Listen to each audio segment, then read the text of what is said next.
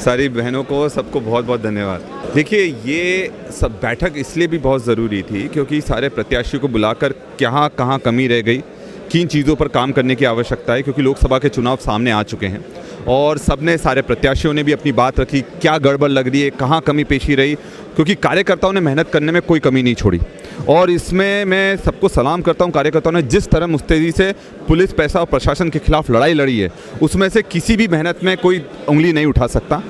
प्रशासन ने, चुनाव आयोग ने ज़बरदस्त एक तरफा बीजेपी की मदद करी है, क्योंकि चुनाव आयोग ने जिस तरह से, अगर किसी पर अत्याचार हो रहे थे, ये गड़बड़ी कर रहे थे, चुनाव आयोग की तरफ से कोई कार्रवाई नहीं करी गई और अगर किसी पर आपत्ति ली जाती, कलेक्टरों ने कोई कार्रवाई नहीं करी।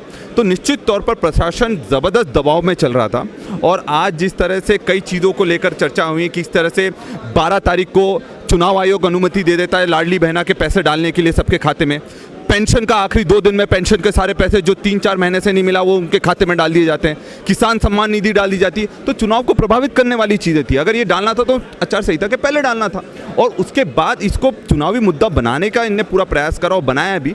और हमारा ये सीधी आदत है कि चुनाव आयोग को इस तरह की अनुमति नहीं देना थी। या तो अब चुनाव मत करवाओ, लोकतंत्र का गला घोटना है तो उसके बहुत सारे तरीके हैं, बीजेपी को सब आते हैं। तो अब चुनाव आयोग से हमारी अपेक्षा थी कि इस बार निष्पक्ष काम करेगा, पर चुनाव आयोग के द्वारा निष्पक्षता नहीं दिखाई गई है। पर हम फिर भी नहीं हार मानेंगे।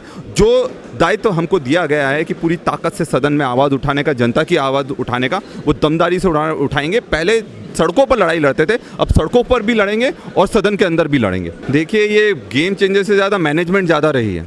ये बोल रहे हैं मैजिक है, मैजिक है, मैजिक नहीं, मैनेजमेंट है। आप मुझे बताइए कि जब जो नाम जोड़ने की जो आखिरी तिथि थी 30 तारीख तक थी, 15 दिन और क्यों बढ़ाए गए? वो 15 दिन बढ़ाने का सबसे बड़ा कारण ये था कि वो ऐसे नामों को जोड़ा जाए जिस पर आप मैनेजमेंट कर सके, हर बूथ पर फर्जी नाम जोड़ सके। हमारे बहुत सारे लोगों के नाम काट दिए गए। तो ये सब चीज़ें अगर अब चुनाव आयोग निष्पक्ष होकर काम करेगा तो समझ में आएगा। तो मैं वही बोल रहा हूँ कि जो निष्पक्षता, निश्चित तौर पर ईवीएम पर बहुत सारे लोग हैं जिन्होंने सवाल उठाए और कमलनाथ जी आज दिल्ली जा रहे हैं। इस चीज़ पर बहुत गंभीरता से वापस चर्चा होगी कि क्या है, क्या नहीं है और कैसे इस चीज़ को रोका जा सकता है, किस तरह से ये जो प्रशासन का दुरुपयोग कर रहे हैं इस चीज़ को कैसे रोक सकते हैं, उस चीज़ पर दिल्ली जाकर फिर चर्चा करेंगे वो लोग।